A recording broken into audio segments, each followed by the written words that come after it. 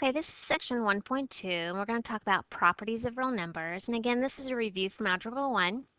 But we're going to talk about what natural numbers are and whole numbers and things like that. So first of all, this is a page out of your book, and they kind of give you a diagram of how how our real numbers are set up. And so I typed it up down here, and we're going to look at this part. Natural numbers, and natural numbers we're going to denote by the letter N. Start with 1 and then keep on going. Okay, so here's our natural numbers, this little circle right here. So 1, 2, 3, 4, 5, all the way up. It doesn't include 0 or any negative numbers. Whole numbers, with a W, start with 0 and then go up. So the only difference between naturals and whole is that whole numbers include 0, natural numbers do not. Then we're going to go to integers. So here's natural numbers, whole numbers, integers. Now it's really weird that integers, the symbol for integers is not an I, it's a Z. So the symbol for integers is Z, and integers are all the numbers on a number line, including your negative numbers. It does not include fractions or decimals.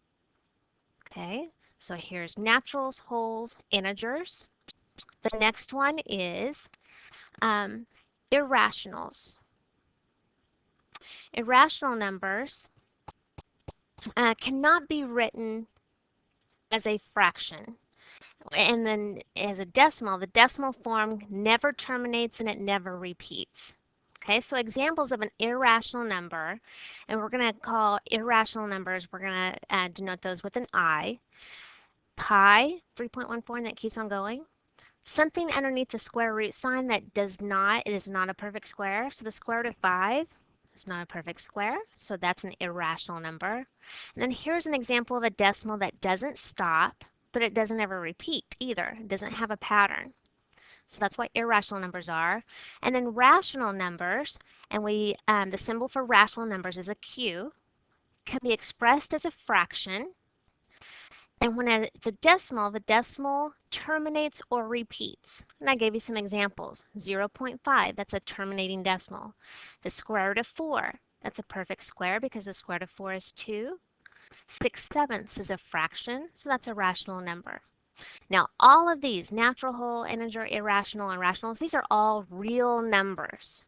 Okay? These are all reals. And later on, we're going to have something that we call imaginary numbers. So we're not going to worry about that right now, but right now all of these sets of numbers are real numbers. Okay, so the first type of problem, and I just rewrote everything on the second page.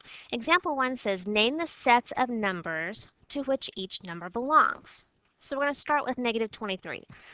First of all, I know it's not a natural number. I know it's not a whole number.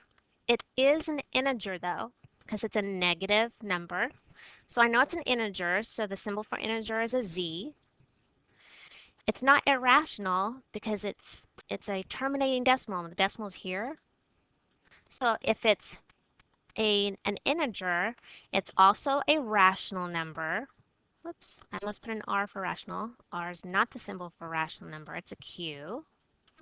So I'm going to put Q for rational, and then I'm going to put R for reals. Okay, so let's go to example B, the square root of 50. So first of all, we need to figure out, is the square root of 50 a perfect square? Is there a number times itself that will give me 50? So 5 times 5 is 25, 6 times 6 is 36, 7 times 7 is 49. This is not a perfect square. So anything that is not a perfect square is an irrational number, I, and then it's also a real number. So we know every answer is also going to have an R with it for real numbers. Negative 4/9. So let's go down our list. It's not a natural number, it's not a whole number, it's not an integer because integers can't include any decimals or fractions. It's not irrational because irrationals cannot be written as a fraction, so this has to be rational. Any fraction is a rational number, Q, and it's also a real. So D, negative square root of 49. So let's figure out what that is. That's actually negative 7 because 7 times 7 is 49. So -7 is not including naturals, it's not including wholes, but it is an integer. So I'm going to call it an integer. It's not irrational, but it's a rational number, Q, and it's a real number. So that was example 1. Okay, let's look at example 2. Now we're going to talk about different properties for real numbers. Okay, you use these properties all the time, you may just not realize it.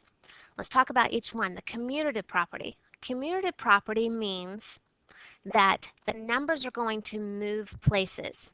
So that makes sense because if you commute from one place to another, that means you're moving from one place to another. So commutative property, and we're going to show it for addition and multiplication. It looks like this. A plus B equals B plus A. So an example, 2 plus 3, we would know would be the same thing as 3 plus 2. Same thing for multiplication. 2 times 3 is the same thing as 3 times 2. That's the commutative property. Associative property means that the grouping with parentheses is different. Okay, here, notice that my numbers don't change. A plus B plus C equals A plus B plus C. My numbers didn't move, so it's not commutative, but the grouping with parentheses have moved. Here my A and B were grouped together. Here my B and C. So I remember it. Associative means if I associate with someone, I'm grouped together. I like their group. So associative property means their grouping moves. Okay? So if I have 1 plus 2 plus 3, that's 3 plus 3 is 6. That's the same thing as 2 plus 3 is 5, 5 plus 1 is 6. And same thing for multiplication. All right, so let's talk about the identity property. Identity property for addition. Anytime I think about identity property, I know that whatever number I start off with, I want that same number back. And I remember that because when I look in the mirror, I want the same image back. I see the same image that I started off with when I look in that mirror.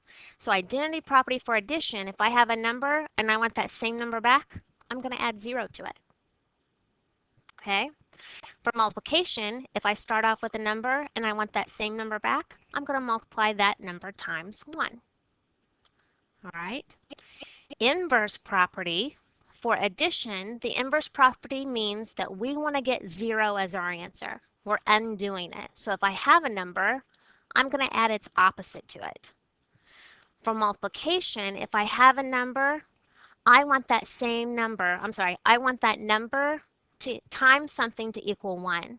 So I'm multiplying times its inverse. And I'll show you an example here in a minute. The closure property just means A plus B if those are real numbers. Then when you add them together, you're going to get a real number. Same thing for multiplication. If A and B are real numbers, when you multiply them together, you're going to get a real number. And the last property, distributive property, that means you're going to take the number in front and distribute it or give it to everything inside the parentheses. Okay, and we'll show an example. So name the property illustrated by the following. Part A, I have 5 times 4 times 13 equals 5 times 4 times 13. So do you notice our numbers did not change? It was the grouping that changed.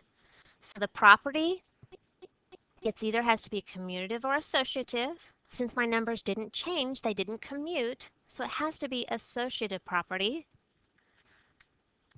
of multiplication because they're multiplying. Okay, they were grouped differently. They were associated differently. Part B, do you see what they've done? They've taken the 2 and distributed. That's the distributive property. Okay. So example 3, find the additive and multiplicative inverses for the following. So additive inverse means we want 0 as our answer. So I'm going to put additive. Okay, if I start off with -5/8 and I want 0 as my answer, I'm going to add 5/8 to both sides. That's the additive inverse. Let's do the multiplicative inverse. Remember, multiplicative inverses means I want to get 1 as my answer. So what do I have to multiply this by to get 1? its multiplicative inverse would be negative 8/5. Okay, so let's do 1.25. What would I have to add to 1.25 to get 0? Its opposite, or its inverse, negative 1.25. The multiplicative inverse, now this one's a little different. 1.25, 0.25, isn't that the same as a fourth? So 1 1/4, that's the same thing as 5/4. So the multiplicative inverse of 5/4 would be 4/5. Okay, you're just taking it and flipping the fraction over. That's the multiplicative inverse. Okay, so I'm going to go ahead and circle in my answers here. So the additive inverse for 2.5 would be negative 2.5.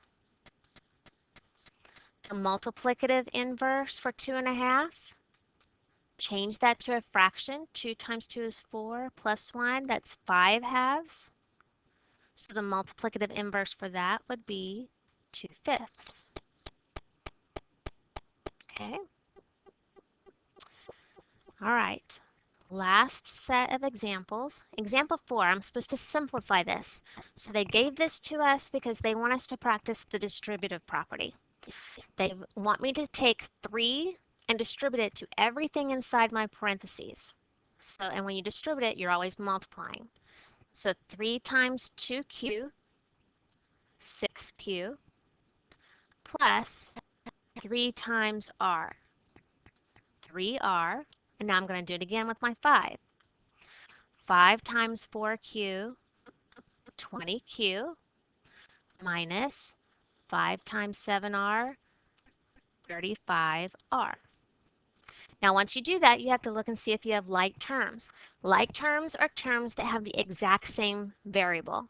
I have a 6q and a 20q, so I can add those together.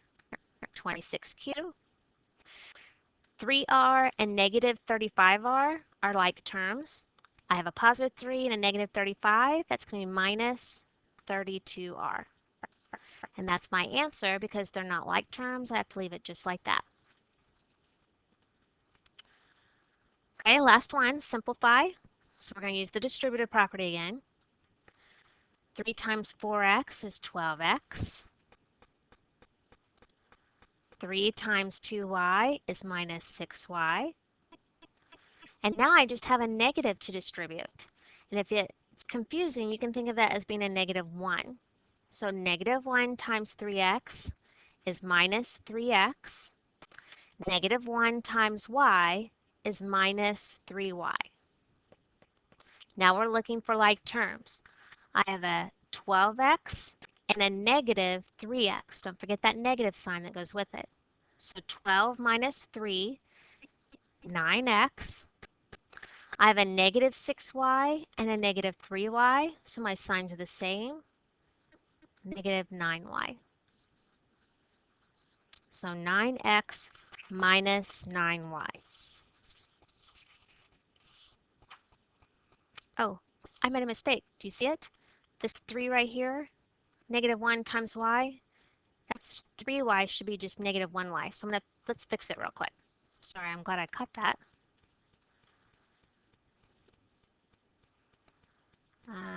Let's see here.